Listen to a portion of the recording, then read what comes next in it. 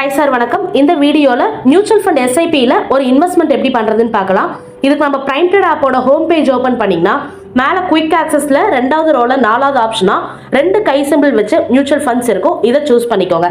இதை சூஸ் பண்ணதுக்கப்புறம் mutual ஃபண்டோட home page open ஆகும். இந்த ஹோம் பேஜில் ஆல்ரெடி இன்வெஸ்ட்மெண்ட் பண்ணியிருக்கீங்கன்னா எவ்வளோ இன்வெஸ்ட்மெண்ட் பண்ணியிருக்கீங்க, கரண்ட் வேல்யூ என்னங்கிறத போர்ட்ஃபோலியோவில் நீங்கள் எல்லாமே செக் பண்ணிக்கலாம். மியூச்சுவல் ஃபண்ட் பொறுத்த வரைக்கும் நம்மளுக்கு 2 விதமான இன்வெஸ்ட்மெண்ட் இருக்கு. ஒன்று லம்சம்ஸ்ன்னு சொல்லுவாங்க. இந்த லம்சம்ல எப்பெல்லாம் நம்ம கையில் ஃபண்டு இருக்கோ அப்பெல்லாம் நம்ம இன்வெஸ்ட்மெண்ட் பண்ணிக்கலாம். அதுவே இன்னொன்று எஸ்ஐபிம்பாங்க. எஸ்ஐபினா சிஸ்டமேட்டிக் இன்வெஸ்ட்மெண்ட் பிளான்னு சொல்லுவோம். இந்த சிஸ்டமேட்டிக் இன்வெஸ்ட்மெண்ட் பிளான்ல நம்ம டெய்லி பேசிஸாகவும் இன்வெஸ்ட்மெண்ட் பண்ணிக்கலாம், இல்லை மந்த்லி குவார்டர்லி பேசிஸாகவும் நம்ம இன்வெஸ்ட்மெண்ட் பண்ணிக்கலாம்.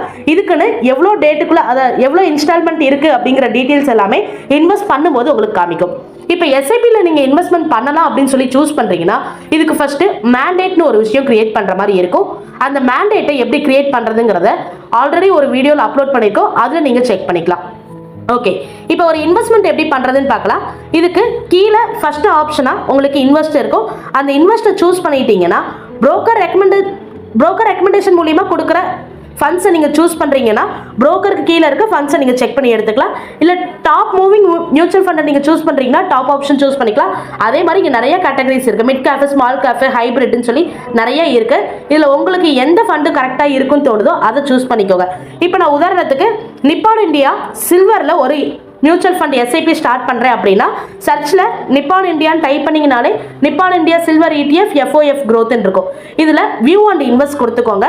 ஓவரால் அதோட ரிட்டர்ன்ஸ் அண்ட் growth செக் பண்ணிக்கலாம். 1 month growth எவ்வளோ இருக்குது, 3 month growths, 6 month, 1 year overall growth எவ்வளோங்கிறது நீங்கள் செக் பண்ணிக்கலாம்.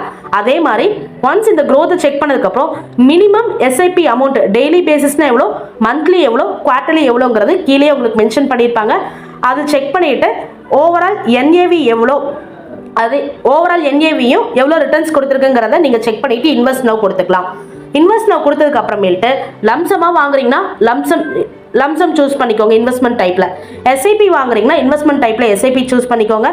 ஃப்ரீக்வன்சி டெய்லி வாங்குறீங்கன்னா டெய்லி, இல்லை மந்த்லி ஒன்ஸ் எனக்கு எஸ்ஐபி ஆட்டோ டெபிட் ஆகணும்னா மந்த்லி, குவார்டர்லி வேணா குவார்டர்லி சூஸ் பண்ணிக்கோங்க. இப்போ நான் மந்த்லி சூஸ் பண்ணிட்டேன். மினிமம் 100 ரூபாயிலேருந்து நம்ம எஸ்ஐபி ஸ்டார்ட் பண்ணிக்கலாம். இந்த இடத்துல நீங்கள் இன்க்ரீஸ் ஆர் டிக்ரீஸ் பண்ணுறீங்க, நான் மாதம் ஒரு 300 ரூபா டெபிட் ஆகணும் அப்படின்னா 300ன்னு கூட நீங்கள் என்டர் பண்ணிக்கலாம். இல்லை நான் ரவுண்ட் ஃபிகராக போட்டுக்கிறேன் அப்படின்னா கீழே உங்களுக்கு 1000, 5000, 10,000 காமிக்கும், அதில் நீங்கள் சூஸ் பண்ணிக்கலாம். இப்போ நான் 1000 rupees மாதம் ஆட்டோ டெபிட் ஆகணும் அப்படின்னா 1000 சூஸ் பண்ணதுக்கு அப்புறமேல்ட்டு டெபிட் ஸ்டார்ட் ஆகிற டேட்டும் எண்ட் ஆகிற டேட்டும் கீழே மென்ஷன் பண்ணியிருப்பாங்க. மினிமம் இன்ஸ்டால்மெண்ட்டு இந்த எஸ்ஐபி கிரியேட் பண்ணுறீங்க அப்படின்னா இந்த ஸ்கீமுக்கான மினிமம் இன்ஸ்டால்மெண்ட்டு 6 மாதம். அப்போ அதுக்கு ஏற்ற மாதிரி நீங்கள் ஸ்கீமோட டேட்டை எக்ஸ்டெண்ட் கூட பண்ணிக்கலாம். இப்போ நான் 6 மாதம் இருக்க ஸ்கீமை 1 வருஷத்துக்கு மாற்றிக்கிறேன் அப்படின்னா நீங்கள் இந்த இடத்துல எவ்வளோ மந்த்தோ அதுதான் நீங்கள் என்டர் பண்ணணும்.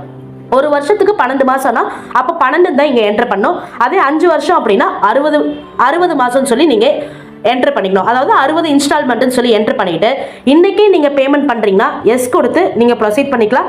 இல்லை நான் லேட்டர் பே பண்ணிக்கிறேன்னா நோ ஆப்ஷன் கொடுத்துட்டு என்ன டேட்டில் இருந்து உங்களுக்கு டெபிட் ஆகணும் அப்படின்னு சொல்லி என்டர் பண்ணிக்கோங்க.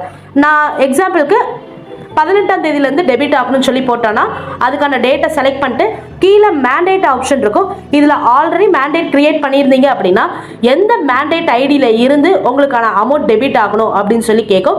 அந்த மேண்டேட் ஐடி செலக்ட் பண்ணிவிட்டு ப்ரொசீட் டு கன்ஃபார்ம் கொடுத்துட்டீங்க அப்படின்னா உங்களுக்கான ப்ராசஸ் ஸ்டார்ட் ஆயிரும். நீங்கள் ஜிபே ஆர் ஃபோன்பேயில் மந்த்லி உங்களுக்கான UPI பின் நம்பர் கொடுத்து நீங்கள் ஆட்டோ டெபிட் ப்ராசஸ் மூலிமா எஸ்ஐபியில் இன்வெஸ்ட்மெண்ட் பண்ணிக்கலாம்.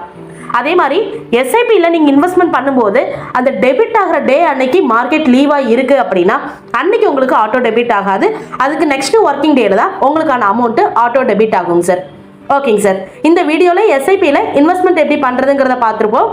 மேண்டேட்கான வீடியோ ஆல்ரெடி நம்ம அப்லோட் பண்ணியிருக்கோம். அதில் நீங்கள் செக் பண்ணி மேண்டேட் கிரியேட் பண்ணி இன்வெஸ்ட்மெண்ட்டை ஸ்டார்ட் பண்ணிக்கலாம். Thank you sir.